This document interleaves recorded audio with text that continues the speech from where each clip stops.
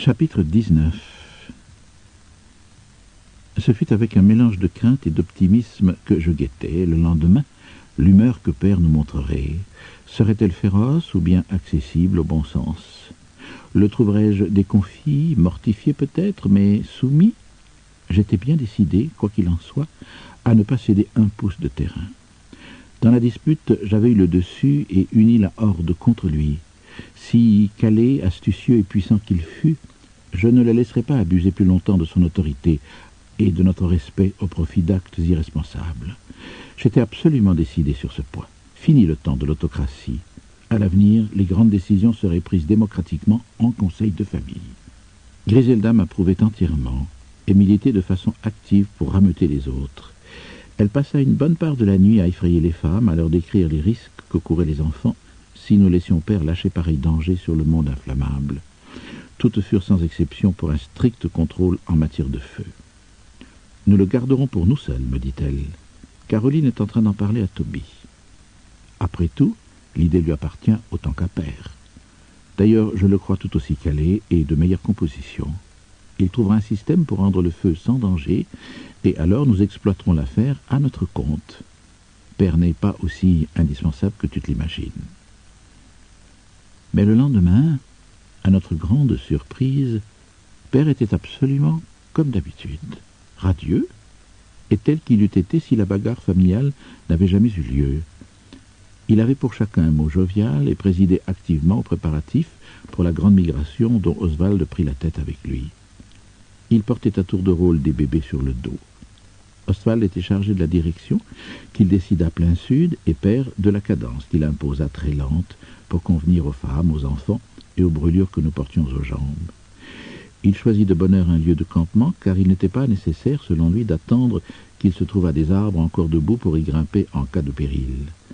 Avec Toby, ils firent un cercle de feu autour de notre camp, en manière de preuve, disait-il, que nous ne serions pas attaqués la nuit. Mais le gibier s'étant enfui, et avec lui les prédateurs, ce n'était guère probable.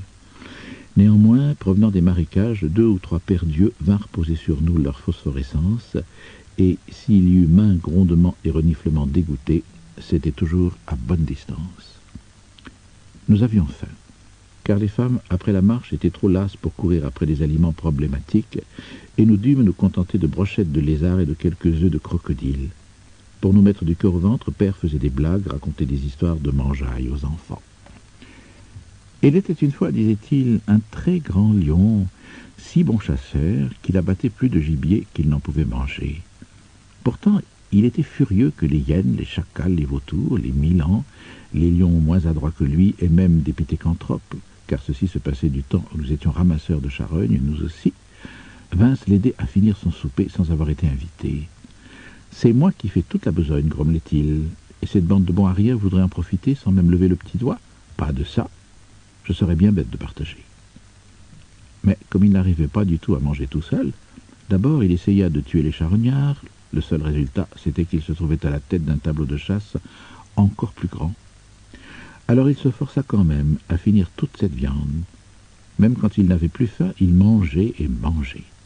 La vie devenait un cauchemar, il souffrait d'indigestion terrible, devenait gras à lard, et malgré tout, il continuait pour le plaisir de voir la tête que faisaient les autres.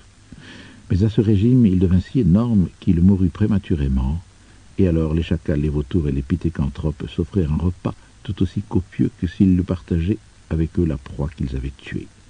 « Mais de quoi est-il mort ?» demandèrent les enfants. « Du cœur, dégénérescence graisseuse compliquée de misanthropie, dit Père, en croisant ses mains sur son estomac vide, et en donnant l'exemple à tous, il s'endormit paisiblement. Pendant tout le voyage, il se montra charmant envers moi-même et Griselda. Il nous enseigna comment faire le feu, choisir de bonnes pierres.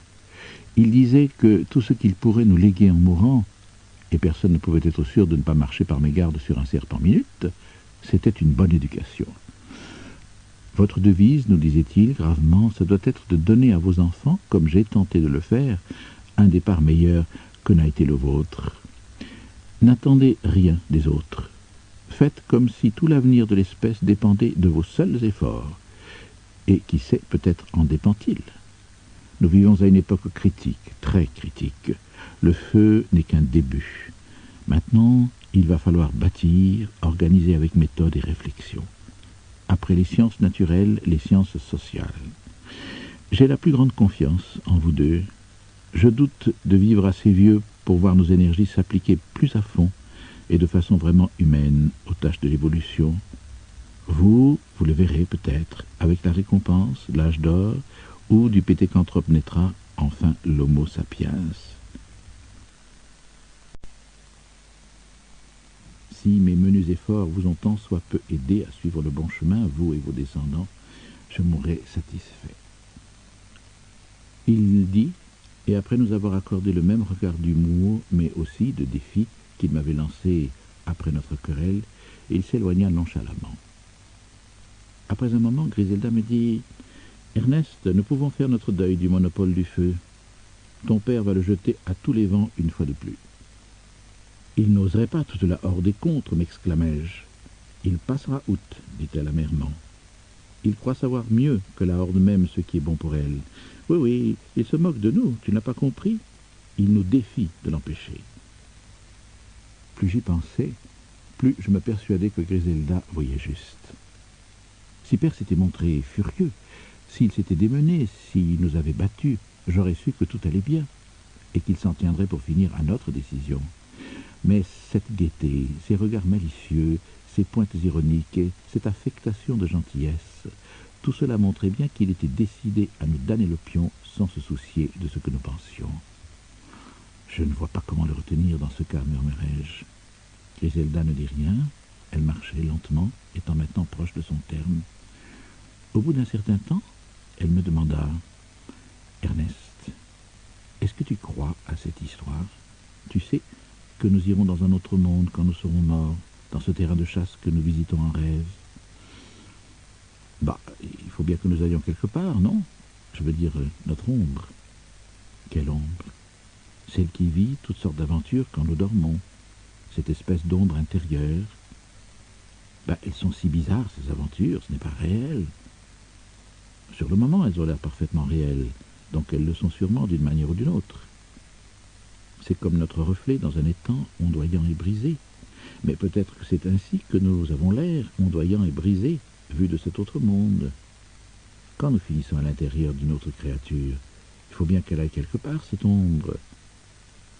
Pourquoi pas ce terrain de chasse qui apparaît en rêve et que l'on se rappelle au réveil? C'est raisonnable de supposer que c'est là que nous irons. Cette hypothèse en vaut une autre, en tout cas. Ce serait assez important de le savoir d'un certain point de vue, dit lentement Griselda. Quel point de vue? Parce que, alors, cela ne ferait de mal à personne d'y être envoyé dans l'autre monde. On n'y perdrait rien, puisqu'on y aurait son reflet. En effet, dis-je, pourvu qu'on ne fasse pas de mauvais rêves.